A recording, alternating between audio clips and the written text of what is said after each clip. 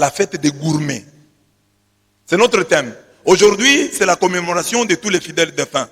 C'est le jour que le Seigneur et son Église nous donnent afin que nous puissions prier pour tous les chrétiens morts. C'est ce qu'on dit, fidèles défunts. On prie pour les fidèles défunts. Si par exemple, ton ancêtre là, ce n'était pas un fidèle, on ne prie pas pour lui. On prie pour les fidèles défunts, c'est-à-dire pour les chrétiens morts.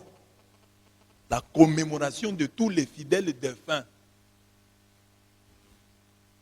C'est le jour que le Seigneur et son Église nous donnent afin que nous puissions prier pour tous les chrétiens morts. Aussi avons-nous, dans la première partie de cet enseignement, voulu donner les raisons bibliques de la prière pour les morts.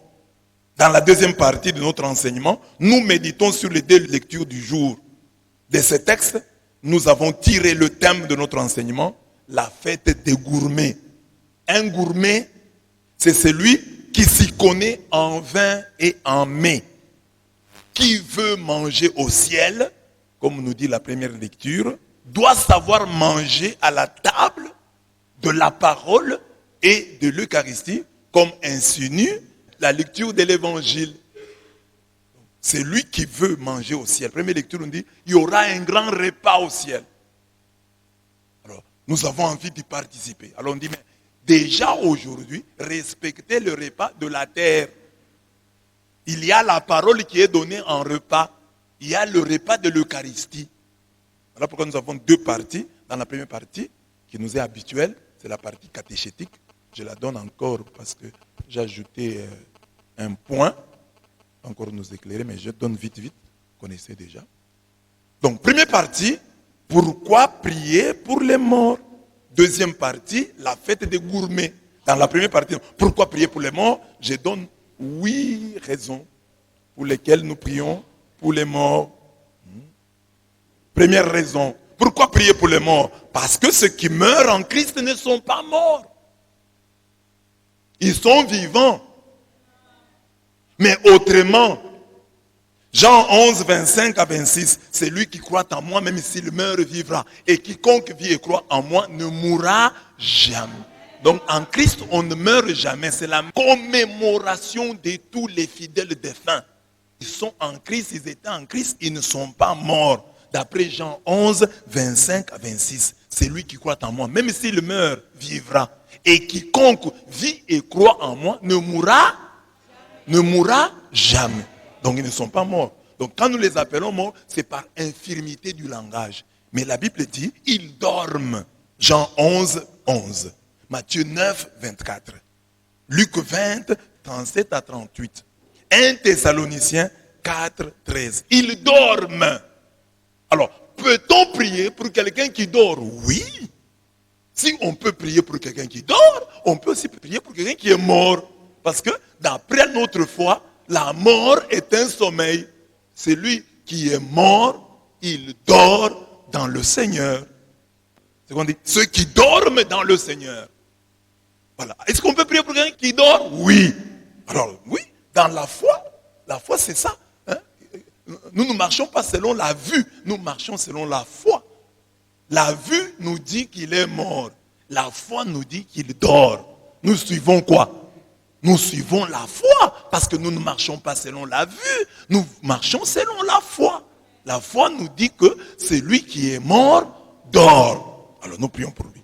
En effet, ceux qui sont morts en Christ se reposent. Apocalypse 3:1 insinue même que les morts ne sont pas toujours où nous croyons les trouver. Parlant à l'église de Sardes, Jésus dit, tu te crois vivante, mais en réalité, tu es morte, église de Sardes. Donc il y a des gens qui peuvent dire, on ne peut pas prier pour les morts. Alors on dit, alors on va prier pour qui? On va prier pour les vivants. Qui sont vivants? Qui sont vivants? Un homme spirituel ne peut pas juger précipitamment de la mort de tel et de la vie de tel autre. Non. Parce qu'il y a les apparences qui peuvent nous tromper. Il y a des gens qui paraissent vivants, mais qui sont morts. Et il y a des morts qui sont vivants. Il y a beaucoup de cadavres ambulants. Parfois, quand nous allons pleurer les morts nous pleurent.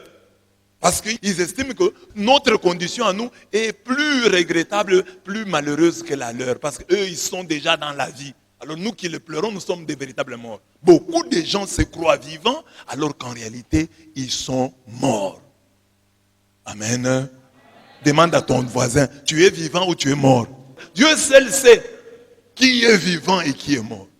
Alors, dire par exemple que non, nous ne prions que pour les vivants. Je peux prier que pour mon frère tel parce qu'il est vivant. C'est manquer de spiritualité.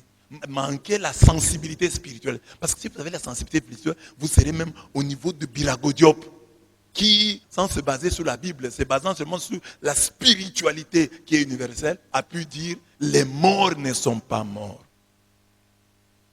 Les morts ne sont pas morts. Chez nous ici, les morts ne sont pas morts.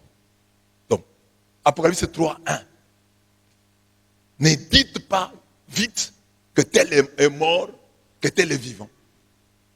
Il y a des vivants qui sont des morts, qui sont des cadavres ambulants. Parce que la véritable mort, c'est être séparé de Dieu.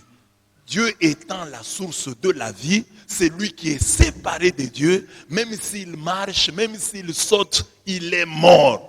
Mais c'est lui qui est uni à Dieu. Même si son cadavre est pourri, il est vivant.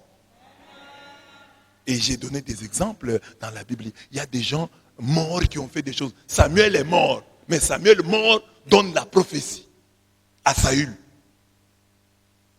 Élisée est mort. Mais ses ossements ressuscitent un autre mort. Ce qu'un vivant n'a pas pu faire pour les morts, des morts l'ont fait pour des morts. Donc, Saül était là. Personne ne pouvait lui donner la prophétie. Il cherchait que faire. Les ennemis l'avaient assiégé. Il a cherché que Dieu lui parle en songe par une prophétie. Il n'a pas eu. C'est dans la maison de la sorcière d'Endor que le prophète Samuel, déjà mort, est venu lui parler. Cet homme qu'on allait enterrer, Élisée est mort, on l'a enterré, et un autre monsieur meurt, on va aussi l'enterrer, mais on arrive au cimetière, il y a des désordres, les gens fuient et abandonnent la dépouille mortelle. La dépouille mortelle roule et touche aux ossements d'Élisée, l'homme ressuscite. Ça révolutionne notre conception de la mort. Alors un homme spirituel ne dit pas tel est mort, c'est fini, tel autre est vivant, c'est fini. Il dit non, on ne sait pas. Au moins la meilleure réponse qu'il puisse donner, c'est qu'on ne sait pas qui est véritablement mort et qui est vivant. Parce que la Bible dit qu'il y a des cadavres ambulants. Ça, c'est la première raison. Parce que ceux qui meurent en Christ ne sont pas morts. Ils dorment, nous pouvons prier pour eux. Deuxième raison. Pourquoi est-ce que nous prions pour les morts? Parce qu'il n'y a pas de limite à la prière. Matthieu 18, 19 à 20. Jésus dit, là où 2 ou 3 sont réunis en mon nom, je suis au milieu d'eux. Et quand vous êtes réunis en son nom, ainsi, tout ce que vous demandez, vous sera accordé. Jésus n'a pas imposé des limites à la prière. Il dit tout. Jean 14, 12 dit, nous ferons ce que Jésus a fait et nous ferons même davantage. Nous ferons plus et nous ferons mieux. Jean 14, 12. Luc 1, 37 dit, rien n'est impossible à Dieu. Rien n'est impossible à celui qui croit. Il y a des églises qui prêchent qu'on ne peut nullement prier pour les morts. Comme si elles imposaient des limites à la prière. Jésus nous assure que, réunis en son nom, nous pouvons tout demander. C'est tout englobe le positif et demander à Dieu d'accueillir dans son royaume nos fidèles défunts. C'est la meilleure des choses que nous puissions faire pour eux.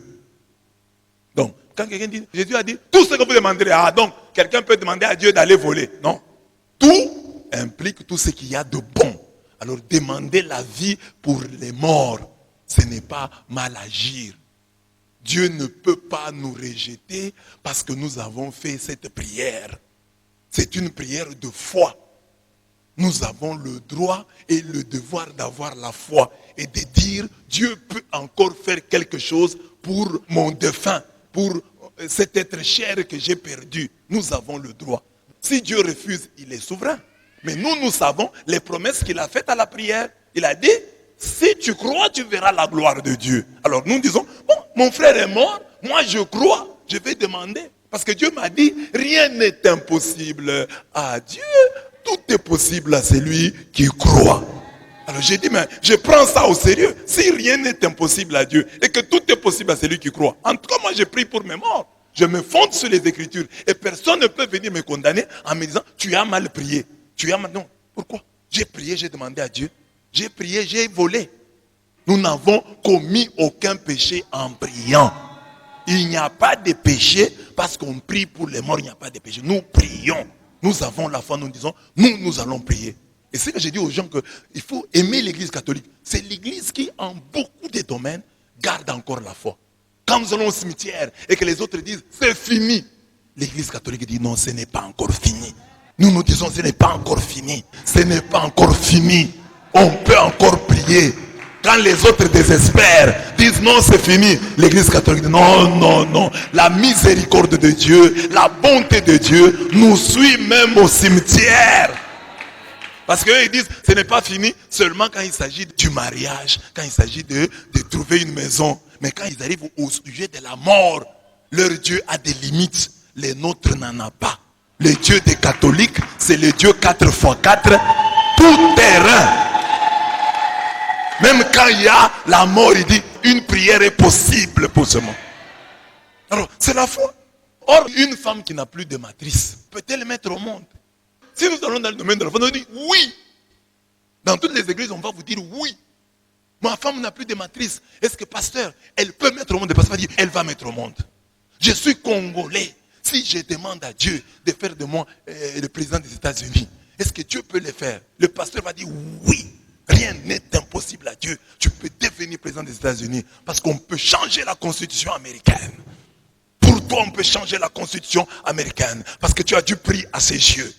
Quand on prêche comme ça dans les églises, les gens sont debout. Hein. Alléluia! Mais on dit, quelqu'un est mort. Dans les mêmes églises, on dit, non, non, là on ne peut plus prier. On ne peut plus prier comment? Quelqu'un qui n'a pas de matrice, on prie. Un Congolais pour devenir, on peut prier. Mais pour la mort, on ne prie plus. Dieu devient incapable. Non, rien n'est impossible à Dieu.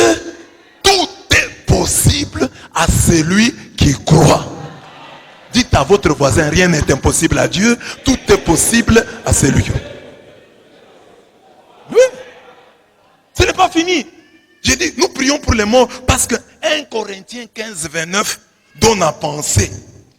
Ce texte de 1 Corinthiens 15, 29 dit qu'il y a des gens qui se faisaient baptiser pour les morts. Je ne voudrais pas entrer dans les détails de ce texte, mais je retiens seulement qu'au temps de Paul, il y avait des gens qui se faisaient baptiser pour les morts. Et Paul utilise ça comme un argument pour justifier, fonder en raison, fonder en Dieu, la résurrection des morts. Vous doutez de la résurrection des morts? Mais pourquoi certains se font baptiser pour les morts? C'est-à-dire que c'était une pratique que Paul ne condamne pas, que Paul n'élève pas, mais il nous la donne en disant, il y a des gens qui se faisaient baptiser pour les morts. Ils disent, voilà, mon frère est mort sans avoir reçu le baptême. Alors moi, je peux, en intercesseur, recevoir le baptême à sa place. Alors quelqu'un se faisait baptiser, il dit, mais les gens qui se font baptiser pour les morts, c'est qu'ils croient que la résurrection existe. Alors ce texte donne à penser. Donc si on se fait baptiser pour les morts, c'est qu'on croit que la mort n'est pas la fin de tout. On peut encore faire quelque chose pour les morts. Paul cite cette pratique, il ne la condamne pas, il ne l'élève pas, mais il l'utilise comme argument pour justifier la foi en la résurrection des morts. Que cela nous donne à penser. Quatrième raison, pourquoi est-ce que nous prions pour les morts? Parce que Dieu est plus grand que la Bible. Quand j'ai dit que nous prions pour les morts, un autre catholique va venir avec des versets de l'Ancien Testament. Psaume 6, 6, Isaïe 38, 8, Psaume 88, 11 à 12, Ecclésiaste 9, 5 à 12. Oh, les morts, c'est fini pour eux. Ils n'ont plus de souvenirs. Dieu ne fait plus de miracles pour les morts. Oh, Dieu se souvient seulement des vivants. Ce sont ces versets-là. Ils vont évoquer ça. Quand ils évoquent ça, toi tu es catholique, tu vas leur dire, c'est un texte du Nouveau ou de l'Ancien Testament.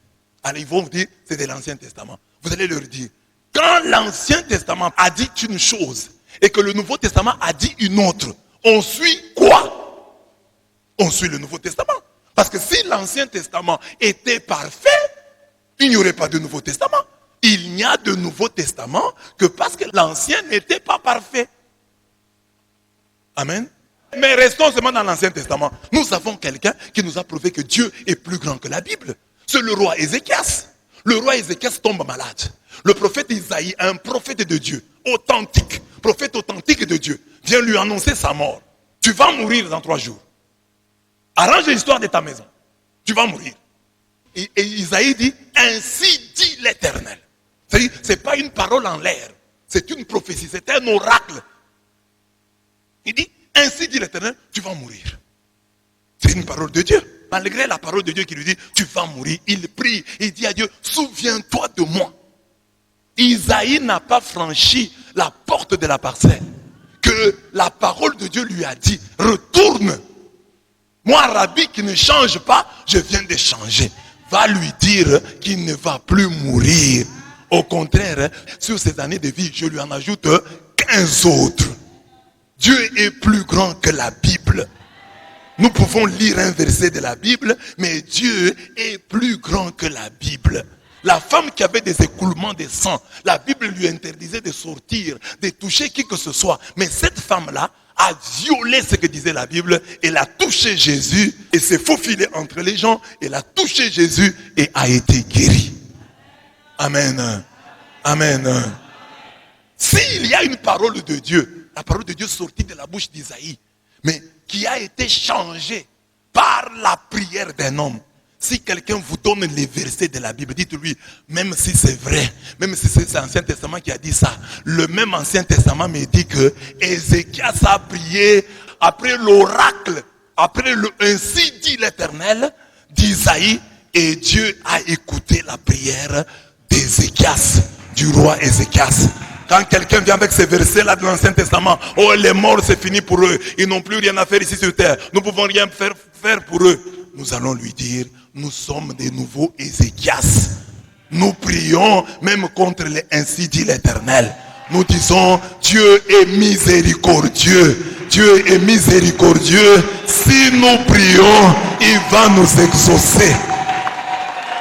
Il peut violer sa loi pour nous faire du bien. Parce qu'il est le maître du sabbat. Il dit que le sabbat a été fait pour l'homme et non l'homme pour le sabbat. La loi a été faite pour l'homme et non l'homme pour la loi. Donc pour ta joie et ton bonheur, Dieu peut violer sa propre loi. Nous le faisons aussi pour ceux que nous aimons. Quand nous aimons quelqu'un, nous sommes capables de faire des exceptions. Oui, j'avais dit ça, mais je laisse. Non seulement ça, quand quelqu'un a demandé, je peux avoir dit, je ne reçois personne à 15 heures. Et quelqu'un vient à 14h30, il commence à frapper, il commence à pleurer. Je vais ouvrir la porte. Si moi, qui ne suis qu'un homme, je suis capable de faire ça, que dire de Dieu qui est miséricordieux, riche en bonté, lent à la colère. Donc, c'est ça la foi. Donc, Dieu est plus grand que la Bible. Par notre prière, nous pouvons arrêter un ainsi dit l'Éternel. Comme Ézéchias, c'est 2 Rois 20, 1 à 6. Un prophète de Dieu, Isaïe, qui est un prophète puissant, envoyé par Dieu. Il lui dit, ainsi dit l'Éternel. La Bible déclare, tu vas mourir. Et lui prie, et on change. La Bible déclare. 5e raison. Pourquoi prier pour les morts? Parce que nul ne connaît ce que devient un homme à la dernière minute de sa vie. Parce que souvent nous disons, mais on a prié pour tel, qui est un voleur, qui est un détourneur de deniers publics, qui est un occultiste, un magicien. Il ne priait pas, on a prié pour lui. Bon, nous faisons notre travail, nous prions pour lui. Le reste, nous le laissons entre les mains de Dieu. Mais nous n'allons pas juger. La Bible nous dit, ne jugez de rien avant le temps. Pas de jugement précipité. Jusqu'à ce que vienne le Seigneur qui mettra en lumière ce qui est caché dans les ténèbres et qui manifestera les desseins des cœurs. Alors chacun recevra de Dieu la louange qui lui sera due. 1 Corinthiens 4, 5. Donc toi qui dis, ah, tel est mort dans le péché, en tout cas on ne peut pas prier pour lui. C'était un voleur, on l'a tué lors d'un cambriolage. Tel est mort dans la maison d'une prostituée. Est-ce qu'on peut prier pour quelqu'un qui est mort dans la maison d'une prostituée? Oui. Pourquoi? Parce que nous ne savons pas ce qu'il a dit à Dieu à la dernière minute de sa vie. Le bon larron sur la croix, Jésus est tué, il est au milieu. À sa gauche, il y a un voleur. À sa droite, il y a un autre. Des bandits de grand chemin. L'un des bandits l'injurie. On l'appelle Gesmas. Gesmas, c'est l'injurie. Sauve-toi toi-même, sauve-nous si tu es fils de Dieu. Il le défie. Mais l'autre, Dismas, lui, il évangélise. Parce qu'il sait que pour entrer au ciel, il faut d'abord croire que Jésus-Christ est Seigneur. Il faut le déclarer avec sa bouche, avec sa langue. Alors il dit à son ami, nous aussi on nous tue, ce n'est que justice. Mais lui n'a rien fait. Il évangélise. Il dit, Jésus est innocent. Jésus est innocent. Et puis il regarde Jésus, après avoir parlé en bien de Jésus, c'est-à-dire après avoir évangélisé avec sa bouche. Et après avoir dit à son ami, après avoir évangélisé, il dit à Jésus, souviens-toi de moi quand tu viendras dans ton royaume. Et Jésus lui a dit, aujourd'hui, tu seras avec moi au paradis. Mais ces détails-là, ils ne se trouvent pas dans les 3 autres évangiles. Jean n'en parle pas. Matthieu et Marc disent que les 2 voleurs-là injuriaient Jésus. Il n'y a que lui qui dit, non, non, non, pas les 2. Un seul l'a injurié. L'autre l'a défendu. L'autre lui a même demandé. Ah bon? Oui. Alors, donc, si la dernière prière du bon larron signifie voleur, le bon voleur, qui à la dernière minute de sa vie a compris qu'il n'y avait que le salut à voler là-bas. Parce que ses mains étaient clouées, ses pieds cloués. Il ne savait pas comment voler. Il allait voler avec quoi? Il a dit, je vais voler avec ma foi. Je vais voler avec ma bouche. Il a dit, souviens-toi de moi quand tu viendras dans ton royaume. Peut-être première et dernière prière qu'il a fait entrer au ciel. Mais ces détails a échappé à Matthieu. Ces détails a échappé à Marc. Ces détails a échappé à Jean. Il n'y a que Luc qui en parle. C'est pour dire, c'est un mystère. Soit le Luc de tous les morts. C'est lui qui dit, peut-être à la dernière minute, cet homme a fait une prière. Je ne peux pas le condamner. Je peux le retrouver au ciel. Parce que je ne sais pas ce qu'il a dit à Dieu à la dernière minute. Mon mari qui meurt dans la maison d'une prostituée. Je ne sais pas ce qu'il a dit à Dieu à la dernière minute. Tel président dictateur qui est mort. Je ne sais pas ce qu'il a dit à Dieu. C'est ça, les surprises désagréables que nous aurons au ciel. Nous trouverons là des gens que nous avons envoyés en enfer. Nous les trouverons au ciel. Et nous demanderons à Dieu, mais Seigneur, comment se fait-il que celui-ci est là? Et Dieu nous répondra, toi, est-ce que tu sais ce qu'il m'a dit à la dernière minute de sa vie? In extremis, cet homme-là a eu la grâce de dire, Seigneur, pardonne-moi. Lave-moi dans le sang de l'agneau. Pardonne-moi, j'ai mal agi. Prends pitié de moi. Il a eu la chance que peut-être toi, tu n'auras pas. Est-ce que toi, tu auras la grâce d'une bonne mort? Quand tu mourras, tu auras le temps de parler à Dieu. Tu ne le sais pas encore. Mais ces pécheurs que tu condamnes, à la dernière minute, il a eu le temps. Il y a des gens qui tombent malades un jour, ils meurent le même jour. Il y a des gens qui meurent dans des accidents, incapables même de faire une prière. Mais il y a quelqu'un, un pécheur, à qui Dieu peut donner 1 mois de maladie, 1 année de maladie. Il a tout le temps pour se convertir. Il y en a même d'autres. Dieu ne leur donne pas même 1 mois. Il leur donne 1 seconde. À la dernière minute, ce monsieur-là fait une prière qui change tout. Le bon larron en est une illustration, on ne peut plus éloquente. On ne peut plus éloquente. Tu ne sais pas ce que l'homme a dit à son Dieu à la dernière minute. C'est ce que je vous prêche ici. Nous pouvons tous pécher, mais tu ne sais pas ce que l'autre, après le péché, t'allait dire à Dieu. Pierre a renié le Christ, mais Pierre a pleuré. Judas a trahi le Christ, mais Judas s'est suicidé, s'est donné la mort. Il y en a qui, après le péché, se donnent la mort. Il y en a d'autres, après le péché, vont pleurer. D'autres, après le péché, se donnent la mort. D'autres, après le péché, offrent à Dieu leur sincère remords. Et Dieu pardonne. C'est ça. On ne juge pas les gens sur leurs péchés. Nous connaissons les péchés des gens, mais nous ne connaissons pas leurs larmes après le péché. Ça, nous ne connaissons pas. Ça, c'est le secret de Dieu. Tu peux voir un frère à la prière qui commet des péchés, mais tu ne sais pas combien de nuits il passe en pleurant devant Dieu. Tu ne sais pas. Le matin, tu le vois le soir. Ah, c'est un pécheur. Mais est-ce que tu sais comment il a pleuré devant Dieu? Amen. Donc, ne jugeons donc pas prématurément les gens. Et là, le deuxième livre de Maccabée, chapitre 12, 39 à 45, peut nous instruire, nous les catholiques. Judas Maccabée a prié pour des gens. Ils étaient dans l'armée de l'Éternel. Ils vont en guerre, mais quand ils meurent à la guerre, on regarde dans leurs sous-vêtements, on trouve qu'ils avaient des statues des dieux étrangers. Mais Judas Maccabée a dit, malgré ça, prions pour eux. Le salut vient de Juifs. Ce livre n'est pas écrit par les catholiques, c'est un livre écrit par les Juifs. Et les Juifs disent qu'ils ont envoyé une offrande à Jérusalem qui a été accueillie là-bas pour qu'on prie pour ces gens-là. On a prié pour eux. C'est dans la Bible, c'est dans le livre de Maccabée. Les autres chrétiens n'ont pas ce livre, mais nous l'avons. Mais c'est un livre attesté, c'est un livre connu par les Juifs. Judas Maccabée, c'est un Juif. Un Juif a fait ça. Il a prié pour ses frères qui sont morts dans le péché, parce qu'ils étaient dans l'armée de l'Éternel, mais dans leur dessous, ils avaient des statuettes des divinités étrangères. Mais Judas Maccabée a dit, prions pour eux. Et on a prié pour eux. Alors, j'ai dit ici que ne portons pas de jugements prématurés. Quelqu'un peut me dire, mais monsieur l'abbé, quand vous dites que tel qui est mort est au ciel, mais c'est aussi un jugement, j'en conviens, c'est un jugement, mais un jugement positif. Un bon jugement qui vient de la foi. Parce que Jésus nous a dit, tout ce que vous demanderez en priant, croyez que vous l'avez reçu et vous le verrez s'accomplir. Donc, quand nous disons que tel est allé au ciel, c'est dans la foi. Nous fondons sur Marc 11, 24 qui dit que quand vous priez, croyez que ce que vous avez demandé, c'est déjà accompli. Comportez-vous comme des hommes déjà exaucés. C'est pourquoi vous entendrez la messe, Seigneur, accueille-le dans ton royaume, tel est allé au ciel. C'est dans la foi. Nous prions, mais nous croyons. Nous nous fondons sur Marc 11, 24 qui dit, tout ce que vous demanderez en priant, croyez que vous l'avez reçu. Et vous le verrez s'accomplir. Parce que pour le reste, les gens acceptent.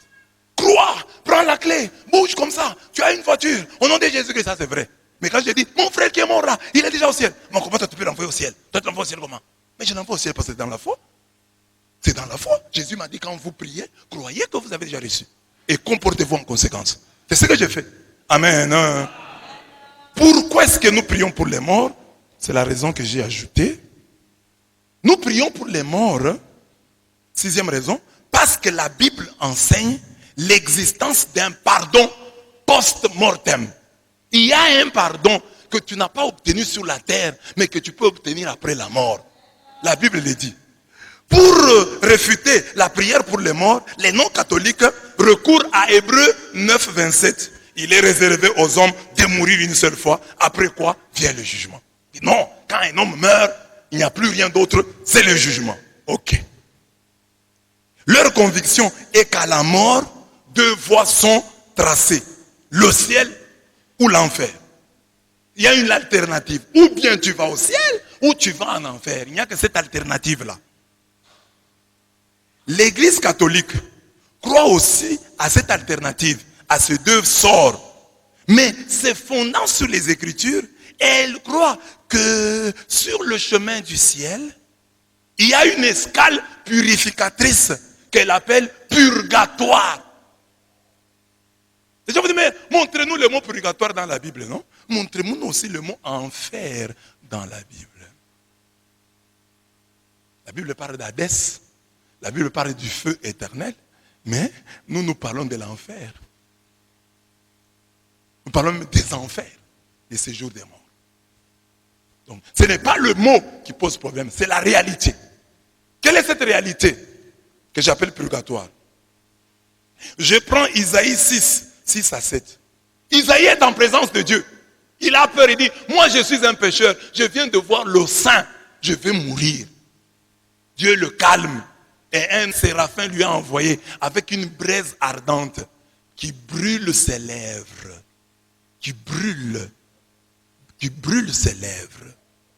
On dit, l'un des séraphins vola vers moi, tenant à la main une braise ardente qu'il avait prise sur l'autel avec des pincettes. Il en toucha ma bouche et dit, ceci a touché tes lèvres, ton iniquité est enlevée et ton péché est expié. Vous voyez, Isaïe en la présence de Dieu est purifié par le feu. pécheur, pour tenir en sa présence, il doit être purifié par le feu. Lui, c'était sa bouche. Il péchait beaucoup avec sa bouche. Et sa bouche a été purifiée avec le feu. C'est ça le purgatoire. C'est déjà une image du purgatoire. Pour les non-catholiques, il n'y a de pardon qu'ici sur terre.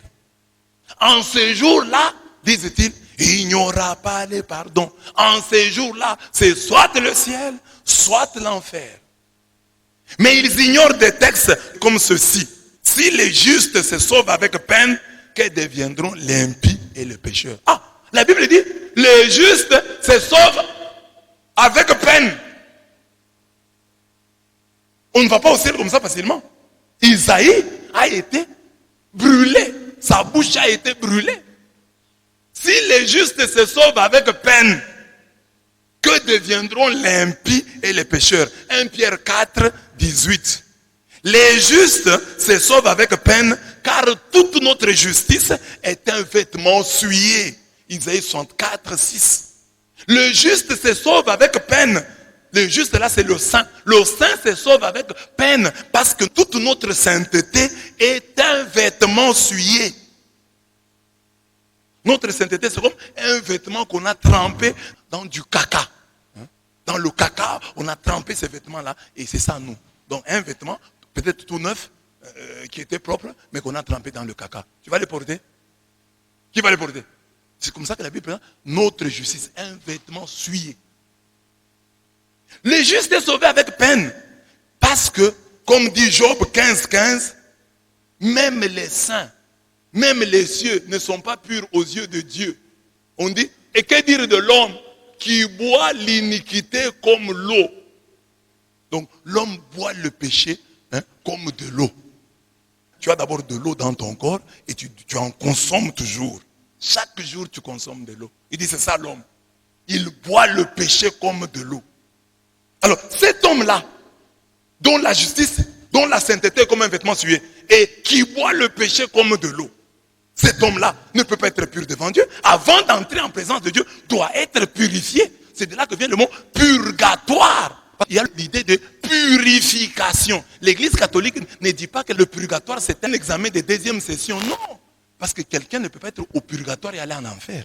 Sur le chemin du ciel, Dieu purifie les fidèles défunts.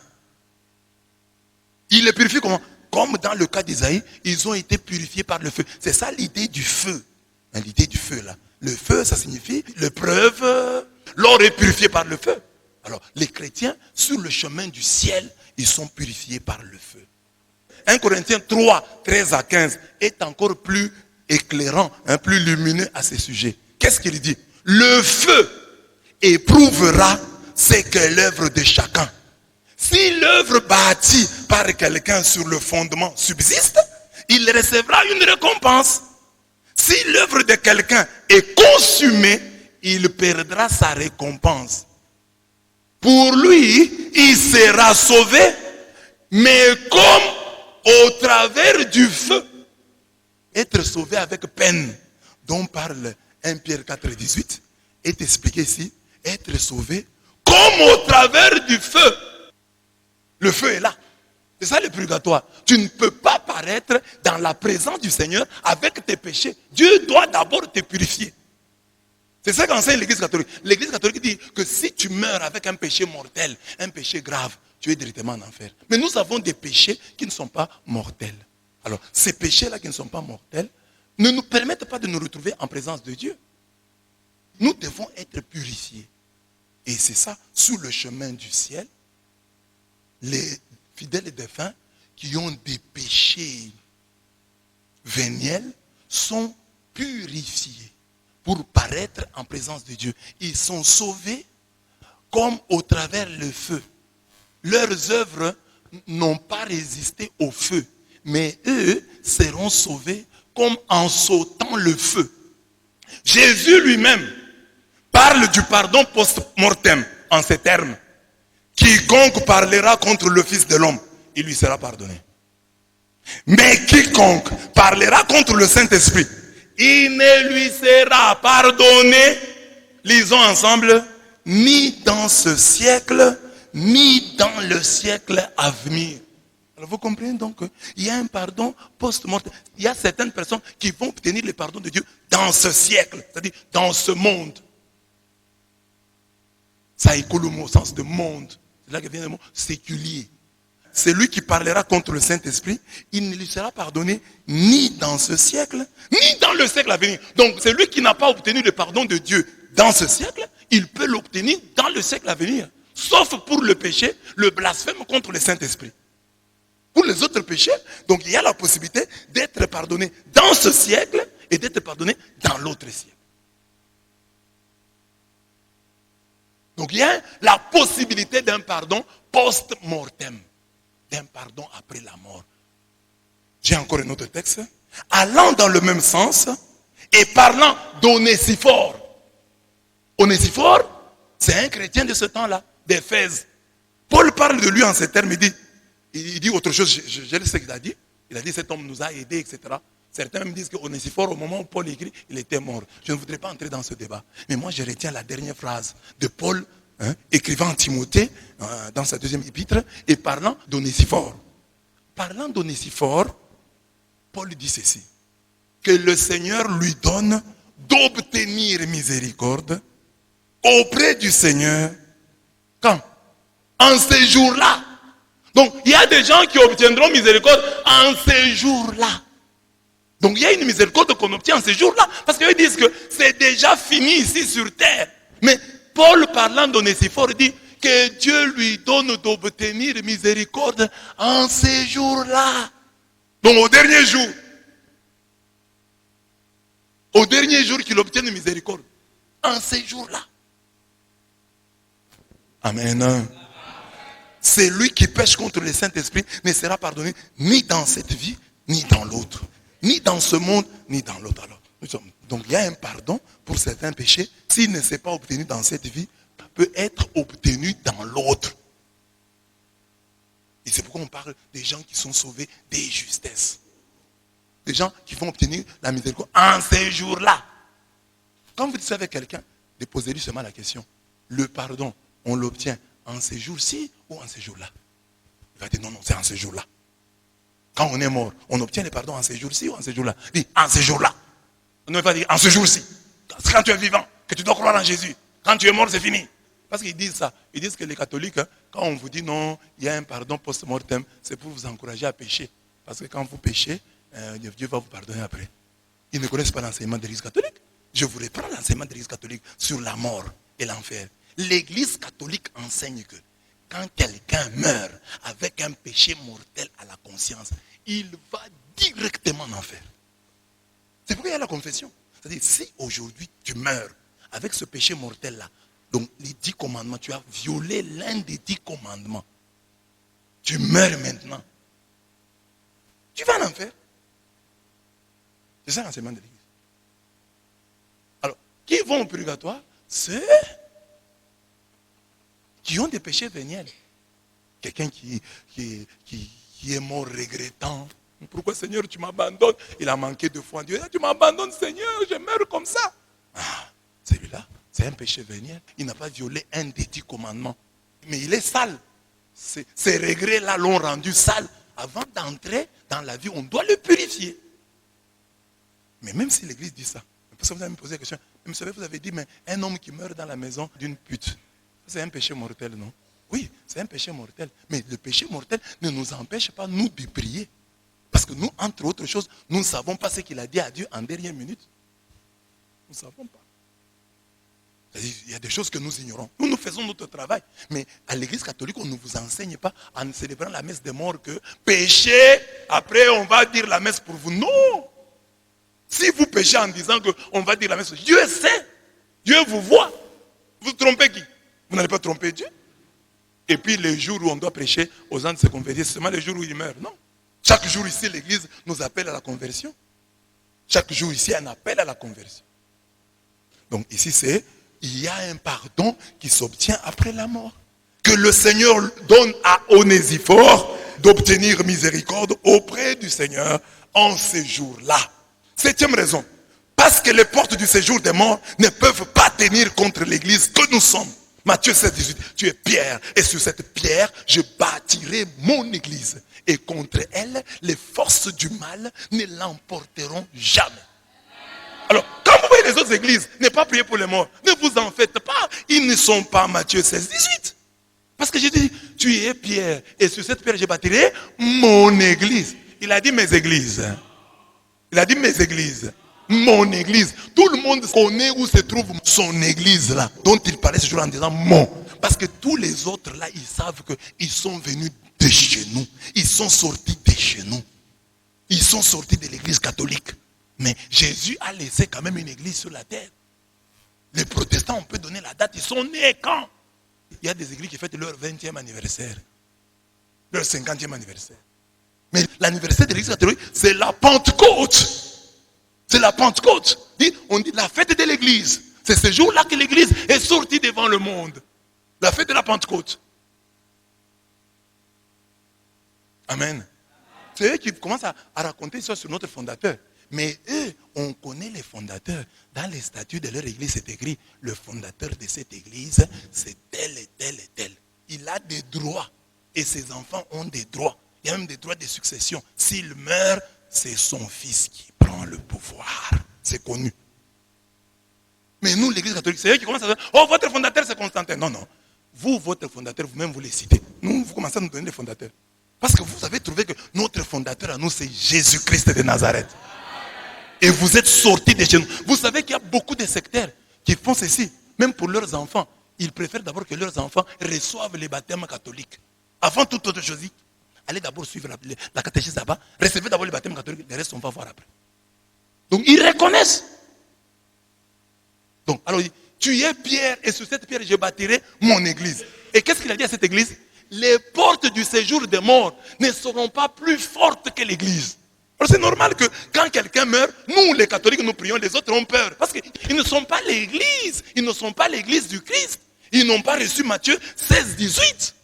Nous on nous a dit, sur cette pierre, je bâtirai mon église. Et contre cette église, les portes du séjour des morts ne l'emporteront pas. Huitième raison. Parce que le diable qui voulait emporter le corps de Moïse n'a pas changé de méthode de travail. Jude 9. Moïse meurt. Le diable veut emporter son corps. Michael intervient efficacement. Moïse est ainsi enterré par Dieu. Au point que jusqu'à ce jour, nul ne connaît où se trouve la tombe de ce grand homme de Dieu. Deutéronome 34, 5. Jude 9. On dit que les diables s'est disputé le corps de Moïse avec Michael. Bon, si quelqu'un meurt, c'est fini. Comment l'archange Michael peut-il se disputer le corps de Moïse avec le diable? Le diable est quand même malin. L'archange Michel, c'est quand même un ange élevé, un archange. Il est à la tête des anges. Mais il ne veut pas que le diable emporte le corps de Moïse. Pourquoi? Donc, c'est qu'il y a quelque chose. Parce que si le corps n'était rien, l'ange allait dire, allez, emporte, il n'y a rien là-bas. Ce sont seulement des os. Non. Mais l'ange, Michael, a été envoyé. Deutéronome 34, 5 dit, Dieu lui-même a enterré Moïse. Et on précise que jusqu'à ce jour, nul ne sait où se trouve la tombe de Moïse. Et toi, tu dis, non, c'est rien. Moïse, qui était un grand prophète, le diable voulait prendre son corps. Et toi, qui es-tu pour que le diable craigne ton corps? Pour qu'il ne tente pas de l'emporter aussi. Et tu crois que ce sont des blagues. C'est pourquoi l'église catholique, quand tu meurs, on vient avec ton corps à l'église. On prie, on met de l'encens, on met de l'eau bénite dessus. On chasse le diable qui a eu le culot de vouloir emporter le corps de Moïse. On chasse le diable. Amen. Donc, il ne faut pas blaguer avec ça. C'est quoi j'ai dit aux gens, quand vous allez vous promener dans les autres églises, là, dans les sectes, là, quand vous voyez votre mort venir, venez mourir dans l'église catholique. Parce que là, on priera pour vous, on priera pour votre corps. L'église catholique sait que le diable qui avait voulu emporter le corps de Moïse n'a pas changé de système de jeu, n'a pas changé de méthode de travail. S'il a voulu partir avec le corps de Moïse, il voudra aussi partir avec ton corps. Et quelles sont les dispositions prises dans ton église là où tu pries pour que ton corps ne soit pas emporté par le diable? Aucune. Aucune. Quand ton corps est là, le pasteur lui-même ne connaît pas la valeur de ton corps. Il prie pour ta femme. Alors que le diable voulait emporter le corps de Moïse. Moïse est un puissant homme de Dieu. C'est lui qui voyait Dieu comme ça. Le diable a eu le culot de vouloir emporter son corps. Et toi, le diable va laisser ton corps. Et toi, tu es chaque jour dans les églises. Le feu de Dieu. Tu envoies le feu au diable. Le diable dit, ça va, envoie le feu. D'abord, première chose, tu m'envoies le feu, je te bloque, tu restes dans cette église de réveil. Et puis à la fin, quand tu meurs là, personne ne peut prier pour toi. Je prends ton corps et je fais avec ce que je veux. Ah, qu'ils prennent mon corps, il n'y a rien. Mais pourquoi Dieu a envoyé Michael? C'est que si on emporte ton corps, c'est quelque chose de mauvais. Parce que si c'était rien, Dieu allait laisser. Mais Dieu a expédié, a envoyé Michael protéger le corps de Moïse. Amen. Voilà 8 raisons données pour lesquelles nous prions pour les morts. Donc, catholique, je répète ça, c'est pour la énième fois pour vous, au moins qui êtes ici, c'est pour la énième fois que je vous répète cet enseignement. C'est pour que vous ayez cette habitude. Et la journée comme celle d'aujourd'hui, priez pour vos morts. Priez pour eux. Amen. Maintenant, j'explique l'évangile en quelques mots seulement. J'ai dit, voilà, la première lecture nous dit, il y aura un grand repas. Il y aura un grand repas à la fin des temps. Un grand repas sera organisé par Dieu. Dans ce repas, il y aura des viandes succulentes, des vins capiteux. Un très grand festin. Mon frère, ne rate pas ce festin. Bats-toi pour être là. À ce festin-là, tu dois être là. C'est ça ton combat. Tu peux être faible, tu peux avoir des faiblesses. Mais je vous ai toujours dit, ayez des prières prépayées. Des prières que vous avez déjà faites. Comme je vous fais prier chaque jour. Quand bien même, je me fermerai à tes grâces. Ne me refuse pas la grâce de la honte. Ça, c'est la prière que je fais chaque jour. Et je dis, Seigneur, que jamais je ne sois séparé de toi. C'est ta prière de chaque jour. Hein? C'est une prière qui dit que jamais je n'aille en enfer. Dieu peut te sauver même pour cette prière. Pourquoi tu as pensé, Seigneur, moi je suis un péché, pourquoi je fais? Tu as une prière, tu faisais chaque jour. Que je ne sois jamais séparé de toi. Chaque fois que tu le faisais, ça me touchait. Parce que ça venait du fond de ton cœur. Et des prières comme ça, que tu fais chaque jour. Il ne faut pas avoir dans ta vie, tu es chrétien. Le ciel sait que toi, tu ne demandes que le mariage. Le ciel sait que toi, tu ne demandes que la promotion. Toi, tu ne demandes que les parcelles. Il faut que le ciel sache que cet homme prie pour sa vie éternelle. Seigneur, que je ne rate jamais mon ciel. Seigneur, que je n'aille jamais en enfer. Seigneur, que malgré mes faiblesses, que je n'aille jamais en enfer. Prends pitié de moi. Fais-moi entrer au ciel. Parce que tu tiens à cela, à être à cette fête-là. Tu dois y être. C'est une grande fête à laquelle tu es invité.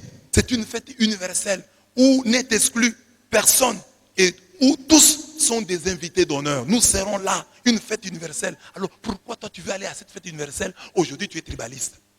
Quand quelqu'un est tribaliste, il ne croit pas en cette fête universelle où il y aura toutes les nations, tous les peuples. Donc, si tu veux aller à cette fête-là, abandonne, renonce à ton tribalisme. Parce qu'au ciel, il y aura les gens de toutes langues, de toutes tribus, de toutes nations. Or, toi, tu n'aimes pas les gens de telles tribus. Quand tu les verras au ciel, tu vivras bien avec eux. C'est pourquoi, pour éviter les problèmes, tu n'entreras pas. Parce que si tu viens au ciel, tu risques d'amener au ciel le tribalisme. Dieu ne va pas t'accepter. Le tribaliste n'ira pas au ciel. Dites Amen. Je répète, le tribaliste n'ira pas au ciel. Parce que au ciel, c'est le rassemblement de toutes les tribus, toutes les nations, tous les peuples. Mais toi, tu n'aimes pas tel peuple. Toi, tu n'aimes pas tel autre peuple. Tu vas aller au ciel faire quoi? Pour créer le tribalisme. Ce sera la célébration de la victoire de la mort sur la vie. Là, les gens, on ne mourra plus. La mort sera vaincue. Le voile on ne mourra plus. La mort sera vaincue. Le voile de deuil qui enveloppait les peuples, il va enlever le voile de deuil qui enveloppait les peuples. Il va détruire la mort pour toujours. Il va essuyer les larmes sur tous les visages. Il va effacer l'humiliation de son peuple selon sa promesse. Isaïe 25, 8. Donc c'est ce jour-là que Dieu va enlever le voile. Qu'il va détruire la mort pour toujours. Il va essuyer les larmes. Parce qu'ici, chaque jour, nous vivons dans les tripes, la peur. Et si mon mari mourait? Et si ma femme mourait? Et si elle mourait? Nous avons toujours cette peur-là, chaque jour. Au point où on t'appelle, il y a des appels, quand tu vois un appel comme ça, tu regardes, c'est quoi? Qui m'appelle comme ça? Il y a quoi encore? Et Marie se pose la question, entre moi et mon mari, qui mourra le premier? Qui veut mourir avant l'autre? Parce qu'il y a des gens qui disent, il faut que je meure avant toi, parce que je ne tiendrai pas. Si tu meurs, je ne tiendrai pas. C'est faux, on tient toujours. C'est la fidélité de Dieu. Mes chers frères, persévérons dans ces choses de Dieu. Vous voyez ce jour-là, Isaïe dit, c'est qu'on va commencer à se dire, voici notre Dieu. Non, c'est un beau texte. Voici notre Dieu. En lui, nous espérions. Et il nous a sauvés. C'est lui le Seigneur. En lui, nous espérions. Exultons, réjouissons-nous. Il nous a sauvés. Ça, c'est le jour du repas là. Maintenant, nous commençons à dire, c'est lui. En lui, nous espérions. Il nous a sauvés. Nous ne serons pas déçus. La déception sera de l'autre côté. Mais nous dirons ça. Voici notre Dieu. En lui, nous espérions. Il nous a sauvés. On ne passait pas notre temps. On ne passait pas notre temps. En lui, nous espérions. En lui, nous espérions. Il nous a sauvés. Il nous a sauvés. Voici notre Dieu. C'est lui le Seigneur. Exultons. Réjouissons-nous. Il nous a sauvés. Tu ne veux pas que l'on se retrouve en train de dire ça?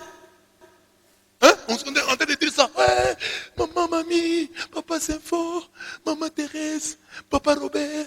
Et maman Mérançu est là. Maman Mérançu, mais je ne suis pas seul. Hein? Maître Jacques est aussi là.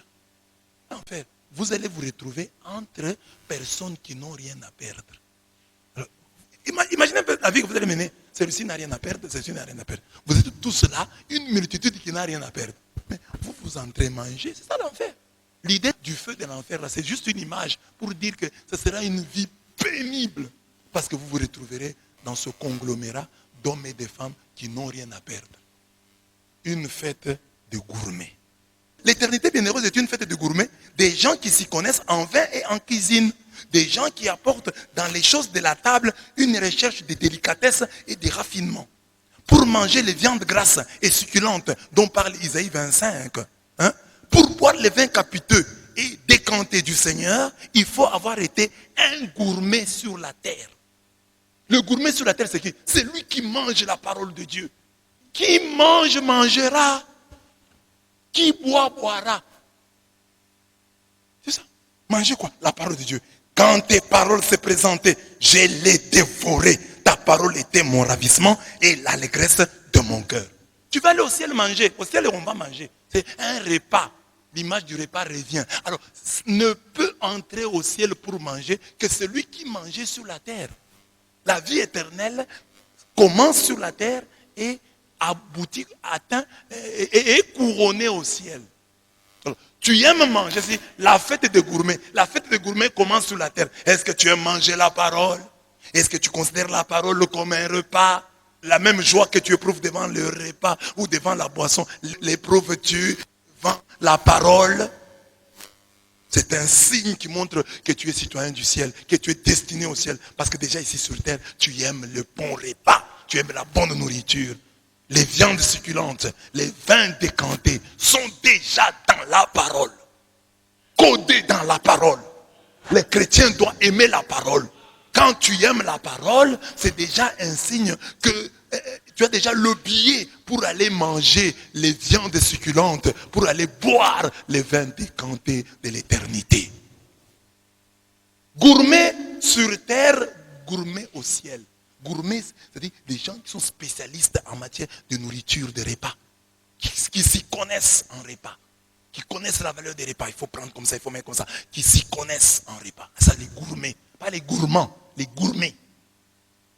Les gourmands mangent de tout et en désordre. Mais le gourmet, il est minutieux, hein, méticuleux en matière de repas. Il vous fait des petits trucs là, mais bien, il s'y connaît. Alors, si sur terre tu es gourmet, tu resteras au ciel, ça va continuer. La vie éternelle, c'est la continuité de cette vie. Alors, gourmet aussi, sur terre, c'est quoi? Amoureux de l'Eucharistie. Il faut aimer l'Eucharistie. Il faut aimer communier. J'aime communier. Tu ne peux pas faire un jour sans communier. Tu dois communier. Tu dois aimer la communion. Tu dois être un amoureux de la communion. Tu dois savoir ce que tu fais. Si vous ne mangez pas la chair du Fils de l'homme et ne buvez son sang, vous n'aurez pas la vie en vous. Qui mange ma chair et boit mon sang a la vie éternelle. Et je les ressusciterai au dernier jour. Donc quand tu manges là, la chair, tu bois le sang, tu as la vie éternelle. Déjà, elle commence. Mais il va te ressusciter au dernier jour. Au dernier jour, on parle de la résurrection de la chair. Amen. Amen. Donc, nous sommes appelés à un grand festin qui aura lieu où? C'est qu'on dit sous la montagne. C'est dans les lieux élevés au ciel. Mais maintenant, quelle est l'urgence? Devons-nous attendre ce moment-là? Non, n'attendons pas ce moment-là. Que cette vie-là de bons repas commence ici sur terre. Amen. Vivons la multiplication du bonheur sur terre. Il faut que nous soyons capables de dire, je verrai, j'en suis sûr, les bontés du Seigneur sur la terre des vivants. La vie éternelle commence maintenant. Nous célébrons les fidèles défunts, mais ne renvoyons pas notre bonheur au calendrier grec ou à la période post-mortem. Que le bonheur commence maintenant. Je verrai, j'en suis sûr, les bontés du Seigneur sur la terre des vivants. Psaume 27, 13. Souvent, lorsque nous parlons de la mort et des morts, nous croyons bien faire en calomniant la vie sur terre. Mais l'évangile de ce jour parle d'un miracle terrestre à portée céleste. La multiplication des pains. L'évangile parle de là.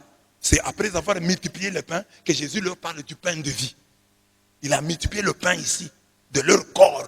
Mais, partant de cette multiplication du pain du corps, il a commencé à parler maintenant du pain de vie. Ainsi donc, avant de dire qu'un jour, nous mangerons au ciel, tâchons de bien manger sur la terre. Travaillons, prions et engageons-nous politiquement pour cela. Parce qu'on peut prier, on peut travailler. Mais si la politique n'est pas bonne, nous n'allons pas manger. Nous n'allons pas bien manger. Tout le monde n'est pas appelé à faire de la politique active. Mais tout le monde peut exercer sa liberté pour réclamer ses droits les plus élémentaires. Comme le psalmiste, confessons ce que je vous ai dit ici, la foi au bonheur terrestre, je verrai, j'en suis sûr, les bontés du Seigneur sur la terre des vivants. Sachons que la vie est trop courte, le temps de nos années, quelques 70 ans, 80, si la vigueur y est, mais leur grand nombre n'est que peine et misère, car elle passe vite et nous envolons. La vie est courte, profite pour bien vivre. Psaume 90, verset 10.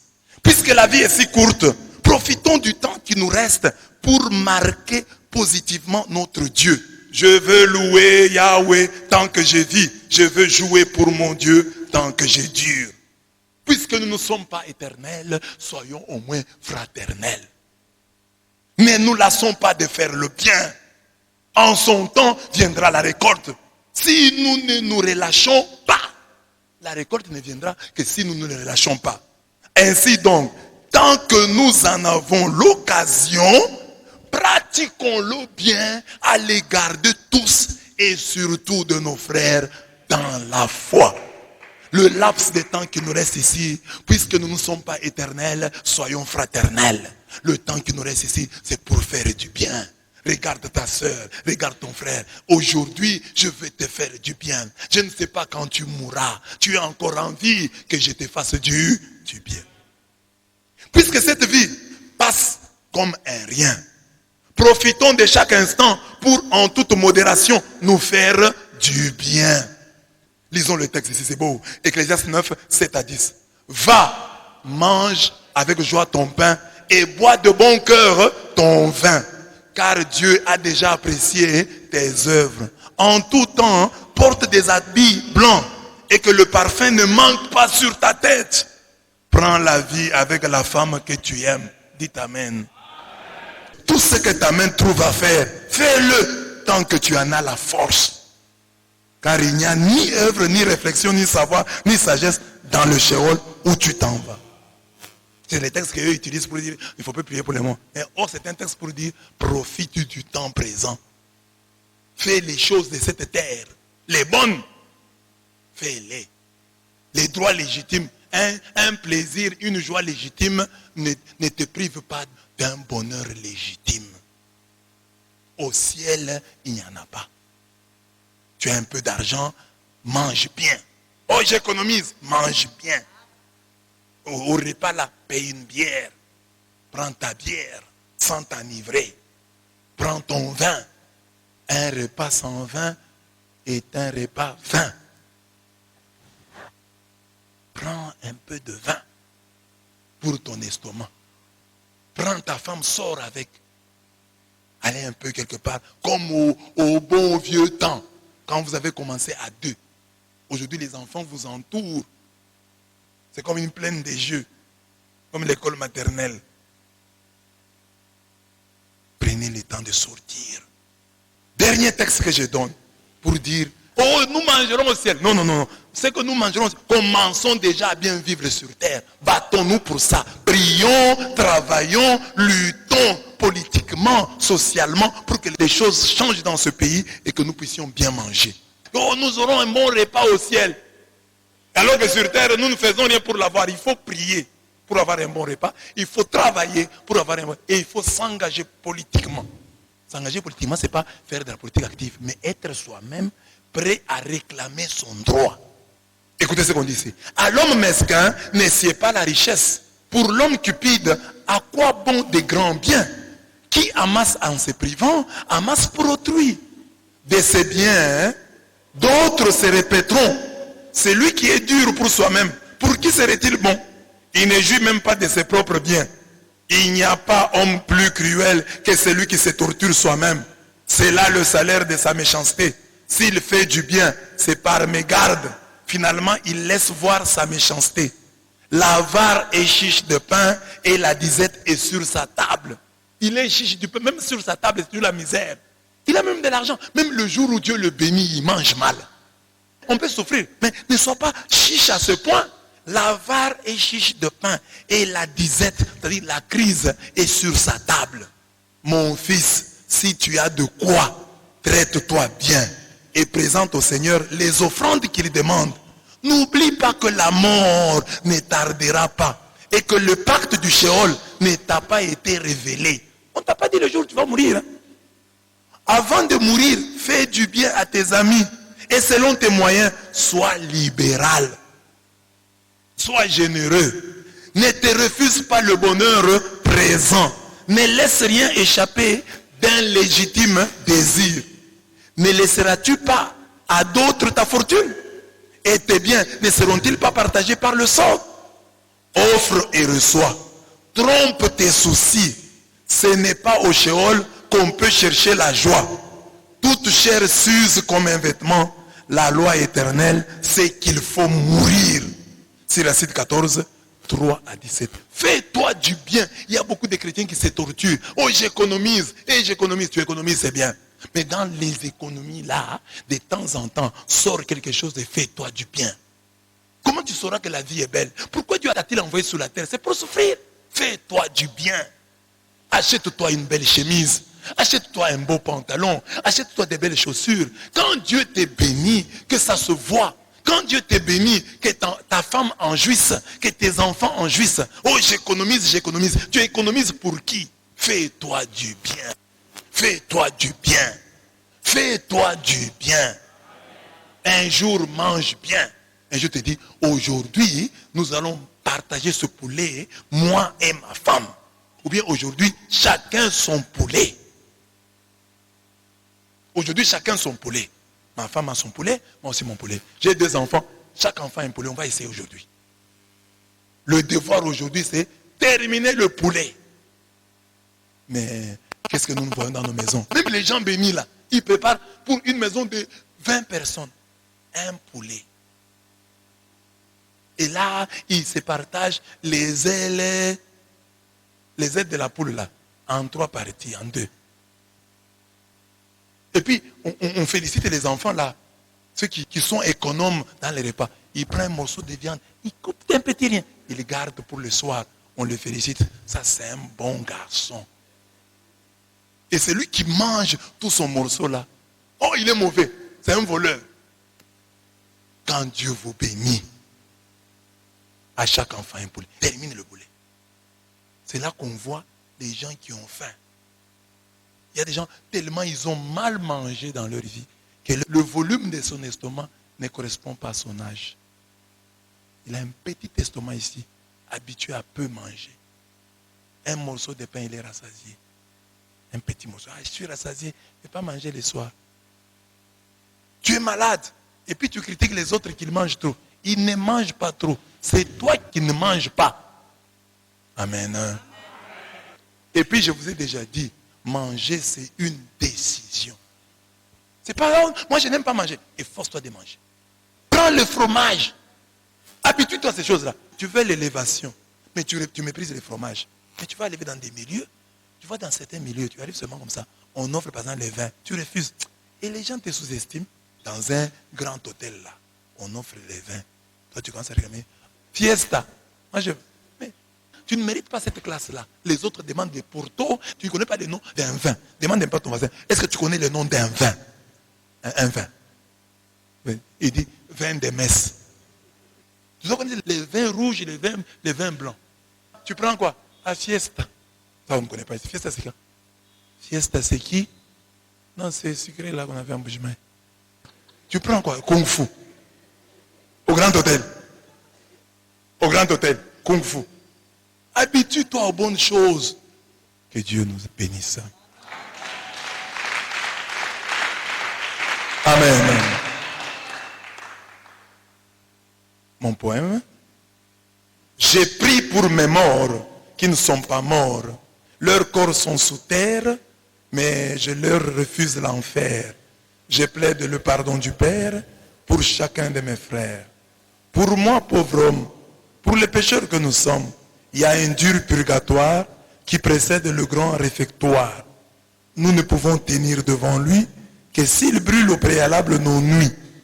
Je crois en la prière que nous faisons pour les défunts. C'est le meilleur parfum que nous pouvons leur offrir. Appelez tous à mourir, donnons-leur cette lumière. Tu es plus grand que la Bible. Ton amour est infaillible. C'est pourquoi tu changes les choses lorsque l'homme plaide bien sa cause. Voici ma prière pour tous mes morts. Pardonne leurs torts et change leur sort. Le monde crie à tue-tête. Maintenant c'est fini. Mon cœur est bien en fête. Chante ta bonté infinie. Ton amour est le plus fort parce qu'il triomphe de la mort. Ô Seigneur bien-aimé, je serai à la fête des gourmets, car encore en chemin, tu m'étends la main. Je me répète de ton pain, je m'enivre de ton vin. À la fin de mon parcours, un jour viendra mon tour. Tu me montreras ton amour, je jurerai de ta tendresse. Tu oublieras mes faiblesses et je te bénirai sans cesse. Mais en attendant, j'ai des frères à aimer, j'ai des sœurs à aider. Je veux les aimer vivants. Je veux les aider maintenant.